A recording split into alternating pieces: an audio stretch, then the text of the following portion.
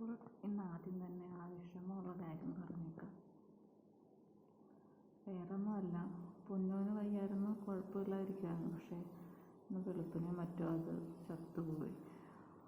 അപ്പം വൈകുന്നേരം ഞാനും കുഞ്ഞും കൂടെ അങ്ങനെ അവിടെ എല്ലാം പോയി നോക്കിയിട്ടൊന്നും കണ്ടില്ല.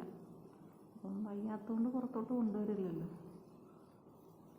അപ്പം ഞങ്ങൾ ചെന്നപ്പം വേറൊരു പശു ഉണ്ട് അവിടെ, ചെറിയ പശു ഉണ്ട്. അപ്പം നമ്മൾ അതിൻ്റെ അടുത്തോട്ട് ചെന്നു. കാരണം കാത്തൂൻ്റെയും പൊന്നൂൻ്റെയും അടുത്തേക്ക് ചെല്ലുന്നത് പോലെ തന്നെ അതിൻ്റെ അടുത്തോട്ട്. പക്ഷേ അത് നിൽക്കുന്നത് കാണുമ്പോഴേ അറിയാം അത് നമ്മൾ കുത്തുന്ന ടൈപ്പിലെ പശുവാണെന്ന്. അത് കുരുങ്ങി നിന്നുകൊണ്ട് പിന്നെ ഞാനൊന്നും അവിടെ പിടിക്കാൻ പോയില്ല. അത് കഴിഞ്ഞിട്ട് ഞാൻ അത് നമ്മുടെ കാത്തും പൊന്നൊന്നും അല്ലല്ലോ, അവരെ പോലെ ചെന്ന് കഴിഞ്ഞാൽ ചിലപ്പോൾ അവർ നമ്മളെ ഇടിക്കും എന്നൊക്കെ പറഞ്ഞ് സമ്മതിക്കത്തില്ല. നമ്മളെ എടുത്തു കഴിഞ്ഞാൽ അവിടെ എങ്ങനെയെങ്കിലും ഇറങ്ങി അതിൻ്റെ അടുത്തോട്ട് പോകണമെന്നുള്ള വാശിയിലായിരുന്നു. പിന്നെ കുഞ്ഞിന് തന്നെ മനസ്സിലായെന്ന് തോന്നുന്നു ഉദ്ദേശിച്ച ആളല്ല. പിന്നെ ഇങ്ങനെ പോന്നു. അങ്ങനെ ഞങ്ങൾ ആ വീട്ടിൽ ചെന്നു. എങ്ങനെ ഉണ്ടെന്ന് അറിയാം. അപ്പോൾ അവിടെ പ്രാർത്ഥന ഉണ്ടായിരുന്നു. ഞങ്ങളെന്നെ ഇരുന്നു. അപ്പം പറഞ്ഞിങ്ങനെ പറഞ്ഞ് എന്തോ കടിച്ചിട്ടുണ്ടായിരിക്കാം തോന്നുന്നു, അതായിരിക്കാം എന്ന് പറഞ്ഞു. കാരണം അതിനെ അഴിച്ചു വിട്ടിട്ടുണ്ടായിരുന്നു. അപ്പം അവിടെയൊക്കെ ഇച്ചിരി കാട് പോലൊക്കെയുള്ള സ്ഥലങ്ങളുണ്ട്. എനിക്ക് ഇഷ്ടംപോലെ പശുക്കൾ വന്ന് മേയുന്ന സ്ഥലമൊക്കെയാണ്. പക്ഷെ അങ്ങനെ എന്തോ സംഭവിച്ചാണെന്ന് തോന്നുന്നു എന്ന് പറഞ്ഞു. അങ്ങനെ ഒരു ഭയങ്കര വിഷമത്തിൽ ഇങ്ങനെ ഇരിക്കുകയാണ്. കാരണം നമ്മുടെ ഒരു എൻ്റെയും അവളുടെയും വലിയൊരു എന്താ പറയുക, എന്തൊക്കെയോ ഒരു പ്രതീക്ഷയോ എന്തോ ഒരു സന്തോഷവും ഒക്കെ ആയിരുന്നു അതുങ്ങൾ രണ്ടുപേരും. അപ്പം കാത്തു ഒത്തിരി ആയിരുന്നു. അപ്പം കഴിഞ്ഞ ദിവസം ഞങ്ങൾ എവിടെയാണ് പോയിട്ട് വന്നപ്പോഴത്തേക്കും കാത്തു എന്ന് വെച്ചാൽ കാത്തൂനെ കൊടുത്തു. അപ്പം ഞങ്ങൾ കാത്തൂനെയും പൊന്നൂനെയും തിരക്കി പോകുന്ന വഴിക്കുള്ള 1-2 വീട്ടുകാർക്ക് അറിയാം. അപ്പോൾ അവർ തന്നെ വന്നു കാത്തൂനെ കൊടുത്ത്. പിന്നെ അപ്പോൾ അങ്ങനെ കാത്തൂനെ കൊടുത്തപ്പോൾ ഞങ്ങൾ വിചാരിച്ചു ആ പൊന്നും ഉണ്ടല്ലോ എന്ന് കരുതി ഇരിക്കുകയായിരുന്നു. കാത്തൂന് പകരമാകില്ല. കാരണം കാത്തു എന്ന് പറഞ്ഞാൽ കുറേ നാളായിട്ടുള്ള, അത് ഇത്രയും വലുതാകുന്നിടം വരെ ഞങ്ങൾ കണ്ടുകൊണ്ടിരുന്നതാണ്. പൊന്നെന്ന് പറഞ്ഞാൽ ഇപ്പോൾ അധികം നാളായിട്ടില്ലായിരുന്നു അത് ജനിച്ചപ്പം തൊട്ടേ എന്തൊക്കെയോ അസുഖങ്ങളൊക്കെ ആയിരുന്നു, ഓരോരോ അസുഖങ്ങളായിരുന്നു. പക്ഷെ ഇപ്പോൾ ഒന്ന് റെഡിയായി. പിന്നെ കാത്തുവായിട്ടാണ് എവിടെയും നിൽക്കുന്നത്, രണ്ടുപേരോടാണ് നിൽക്കുന്നത്.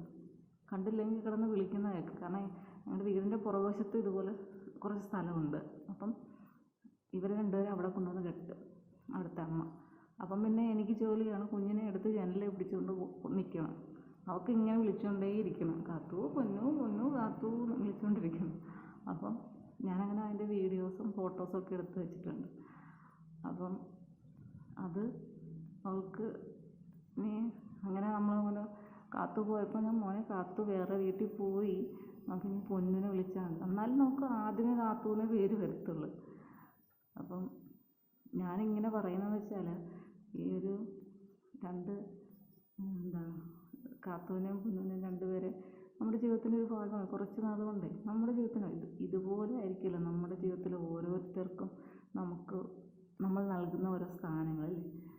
അപ്പം ഞങ്ങൾ കാണുന്നത് ഈ വൈകുന്നേരങ്ങളിൽ, പിന്നെ ഇവിടെ കൊണ്ടുവന്ന് കിട്ടുമ്പോഴാണ് ഞങ്ങൾ കൂടുതലും കാണുന്നത്. അവൾക്കാണെങ്കിൽ ഭയങ്കര ഇഷ്ടമാണ്, എത്ര നേരം വേണമെങ്കിലും അതിനെ നോക്കിക്കൊണ്ടൊക്കെ ഇരിക്കാൻ ഇഷ്ടമാണ്. അപ്പോൾ അങ്ങനെ ഭയങ്കരമായിട്ടും പക്ഷെ ഞാൻ അവളോട് പറഞ്ഞില്ല. അവൾക്ക് എന്തിനാ നാളെ ഇനി പറയണം, കാത്തു പോയി പൊന്നും പോയി എന്ന് പറയാം എന്ന് ഞാൻ വിചാരിച്ചിരിക്കുകയാണ്. ഏതായാലും അതും പോയി. അതിനൊക്കെ അസുഖങ്ങളൊക്കെ ആയിരുന്നു. ഇപ്പം കുഴപ്പമില്ലാതെ വരുമായിരുന്നു എന്നൊക്കെ വീട്ടിലെ അമ്മ പറയായിരുന്നു. എന്നിട്ട് പറയാണ് അതൊരു സമയത്ത് വന്നു, അതിൻ്റെ സമയമായപ്പം പോകേണ്ട സമയമായപ്പോൾ തിരിച്ചു പോയി, അത്രയല്ല നമുക്ക് ചെയ്യാവുന്നതൊക്കെ ചെയ്തു എന്ന് പറഞ്ഞു. ഞാൻ പറഞ്ഞാൽ അത്ര അങ്ങനെ നമുക്ക് കരുതാം അല്ലേ. ഓരോരുത്തരും ജീവിതത്തിലേക്ക് കടന്നു വരും. ഒരു സമയമാകുമ്പോൾ അവർക്ക് പോകേണ്ട സമയമാകുമ്പോൾ അവർ പോകും, അത്രമാത്രം. നമ്മൾ എല്ലാത്തിനെയും ഉൾക്കൊള്ളാനായിട്ട് ഉള്ള മനസ്സുമായി ഇരിക്കുന്നതാണ് എപ്പോഴും നല്ലത്. അല്ലെങ്കിൽ ചില തിരിച്ചുപോക്കുകൾ നമുക്കൊരുപാട് വിഷമം ഉണ്ടാക്കും അല്ലേ. ഇതുപോലെ തന്നെ ഉണ്ടായിരുന്നു എൻ്റെ വീട്ടിലൊരു പട്ടി. അതും ഇതുപോലെ എനിക്കും എൻ്റെ അച്ഛനും പട്ടിയെ ഭയങ്കര ഇഷ്ടമാണ്. അമ്മയ്ക്കും അനിയനും ഇഷ്ടമല്ല. പക്ഷേ നാട്ടുകാർക്കൊക്കെ ഭയങ്കര ഇഷ്ടമായിരുന്നു അതിനെ. പക്ഷെ പുറത്തുനിന്ന് ആരെങ്കിലും വന്നു കഴിഞ്ഞാൽ ഭയങ്കര പ്രശ്നമായിരുന്നു. റോഡിൽ കൂടെ ചിലർ നടക്കാൻ പോലും അനുവദിക്കത്തില്ലായിരുന്നു, അങ്ങനത്തെയായിരുന്നു. പക്ഷെ ലാസ്റ്റ് അതിനെ ആരോ വിഷം കൊടുത്ത് വന്നതാണ്.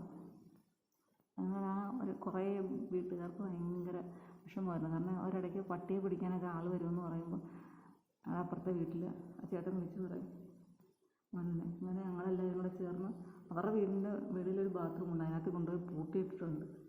അപ്പം അവരൊക്കെ അത്ര സ്നേഹമായിരുന്നു. അതുകൊണ്ട് അവനെ അങ്ങനെയാണ് അവൻ ചത്തത് എന്നറിഞ്ഞപ്പം എല്ലാവർക്കും ഭയങ്കര ഇത് ആര് ചെയ്തു എന്നുള്ളതായിരുന്നു.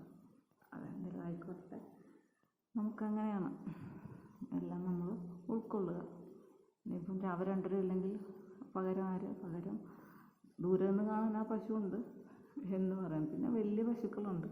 തൽക്കാലം അവളോട് അതൊക്കെ പറഞ്ഞ് ഇരിക്കും. പുതിയ ആരെങ്കിലുമൊക്കെ വരുമായിരിക്കും അല്ലേ.